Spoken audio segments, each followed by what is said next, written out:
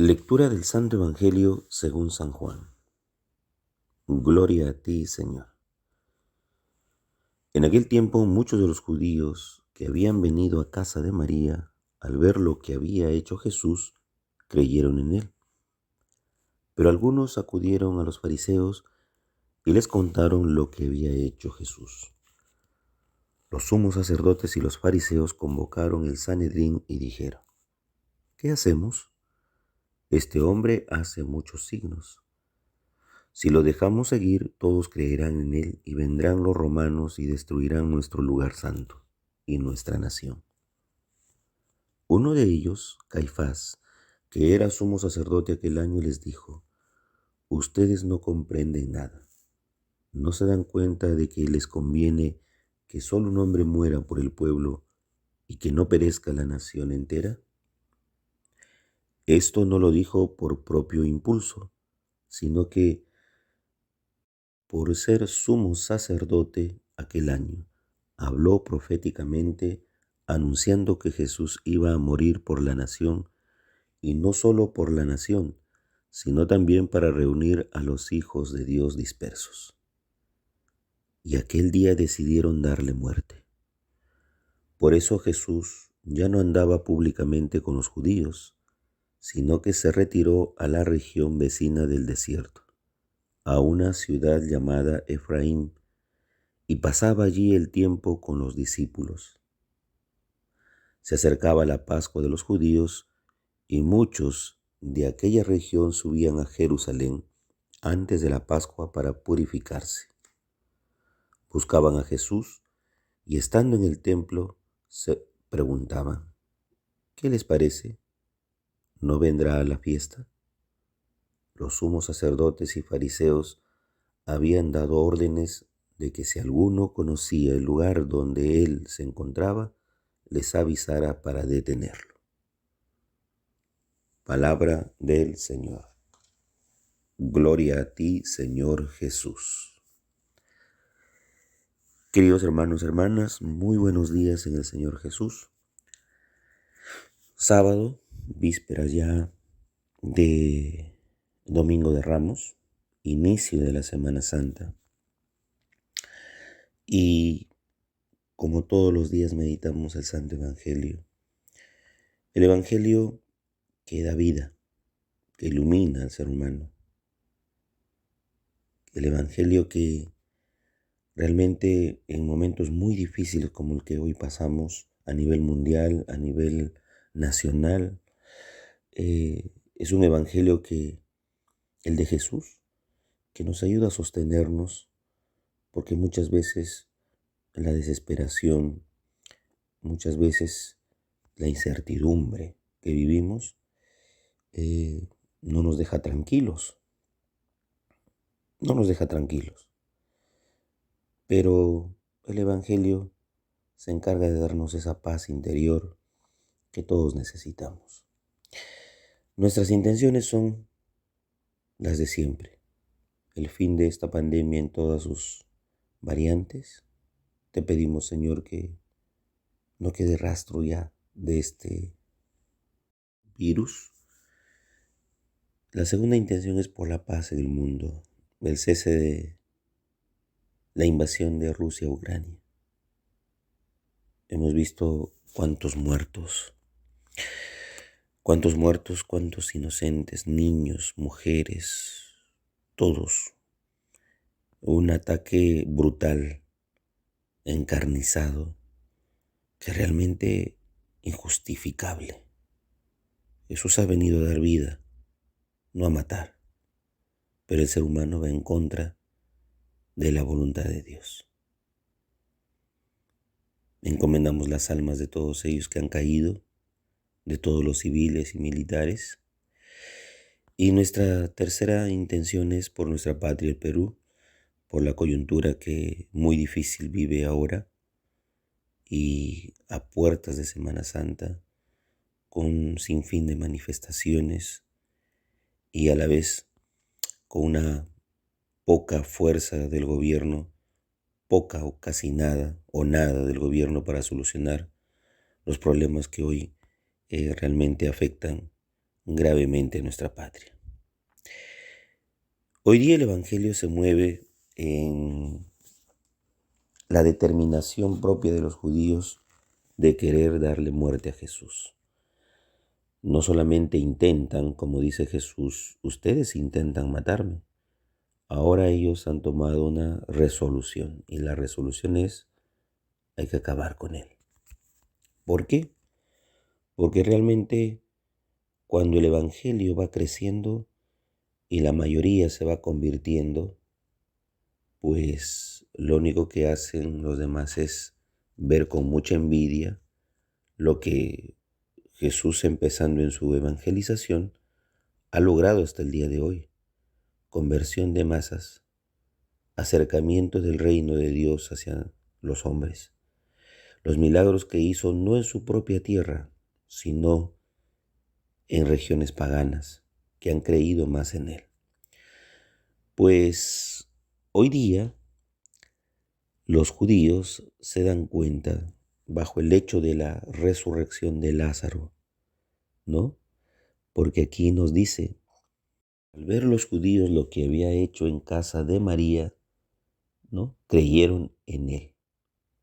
Pero algunos acudieron a los fariseos y les contaron lo que había hecho Jesús. ¿Qué hizo en casa de María? Pues Marta y María son hermanas de Lázaro. La resurrección de Lázaro. Esto conmovió a muchos, de hecho que muchos creyeron en él y otros que, como hoy vemos, gente que va detrás de los fariseos a contarle o a los judíos de lo que ha hecho Jesús. Pues esto, como les digo, despierta el sinsabor de los judíos y los sumos sacerdotes y el Sanedrín en pleno determinan acabar con Jesús. La palabra de Dios no se puede detener. La palabra de Dios no muere. Dios en sí nunca muere. No. Así haya intención de acabar con él, pues Dios nunca muere, porque es Dios. Quien va a la cruz es Jesús. Jesús, el verdaderamente hombre, bajo el sufrimiento, bajo el dolor, llevando sobre sí los crímenes del mundo. Es Jesús quien en la cruz entrega su vida por nosotros. La da, libre y conscientemente. Pues el Evangelio de hoy nos narra cómo la determinación del hombre por destruir la palabra, por acabar con ella, por sacar del camino a Jesús que habla de justicia, de amor, de verdad, de perdón, de vida.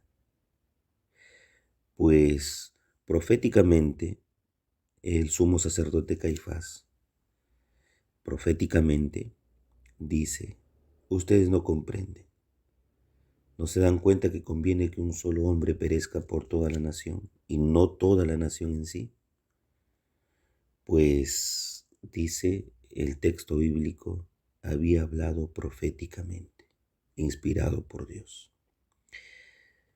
Se cumple ahí la profecía de que el Cordero Inmaculado, sí, entrega la vida por el mundo. Él sube al leño de la cruz. Por tanto, Jesús muere por todos, sin excepción de nadie. Y bajo esa premisa, ellos viendo a Jesús como una amenaza, sí, para ellos Jesús es una amenaza, es un peligro. ¿Desde cuándo Dios se puede convertir en un peligro, en una amenaza? Se convierte en un peligro, en una amenaza cuando destruye intereses partidarios, grupales, mezquinos, egoístas. Y cuando quiere dar a todos libertad, vida, salud, pues Jesús, cuando se trata de cerrar las entrañas de misericordia y de amor a un pueblo, se convierte en una amenaza, en un peligro. tenemos que sacarlo del camino, porque es como una piedrita en el zapato que incomoda y molesta. Hasta que no saquemos esa piedrita del zapato, siempre vamos a sentir esa incomodidad. Y es lo que ellos sienten ante la persona de Jesús, incomodidad. Por eso decidieron darle muerte. Jesús ya no andaba públicamente, dice, se fue a la región de Efraín. Allí predicaba, anunciaba. Todos lo buscaban. Y hay preguntas que el Evangelio se hace. Cuando todos subían a Jerusalén para las fiestas de Pascua, pues decían, ¿acaso no vendrá a la fiesta? Pues los sumos sacerdotes y fariseos ya habían dado órdenes, que si alguno conocía el lugar donde se encontraba Jesús, les avisara para detenerlo. Es lo típico que hoy pasa también, ¿no? Cuando las fuerzas de inteligencia dan ciertas dádivas o recompensa para agarrar a ciertos malhechores o criminales. Por eso Jesús está contado entre ellos, entre criminales, malhechores. Lo dice ya los cánticos del siervo sufriente de Yahvé en Isaías, contado entre criminales y malhechores. La situación de Jesús es como una situación de aquel ser humano que se agudiza, que nos aprietan por todos lados, pero no nos acaban. ¿Por qué? Porque Dios está con nosotros. Podemos sentir la amenaza de la mentira, del pecado, del dolor de la muerte, de la enfermedad, la incertidumbre de un país que muchas veces sentimos va a la deriva, el término de un empleo, el resurgimiento de una familia para salir de donde se encuentra, en una escasez económica, en un dolor familiar, de luto, de duelo, pues Jesús está contado entre ellos, entre aquellos quienes no tienen oportunidad, se sienten perseguidos, nos sentimos amenazados por lo que hoy vemos, por lo que hoy vivimos. Dios nos da fuerza. Empecemos esta Semana Santa con mucha fuerza y ardor de confianza en la palabra de Dios. El Padre José reza todas las mañanas por ustedes. Llévense mi bendición en el nombre del Padre, del Hijo, Espíritu Santo. Amén. Que tengan un bonito y bendecido día en el Señor.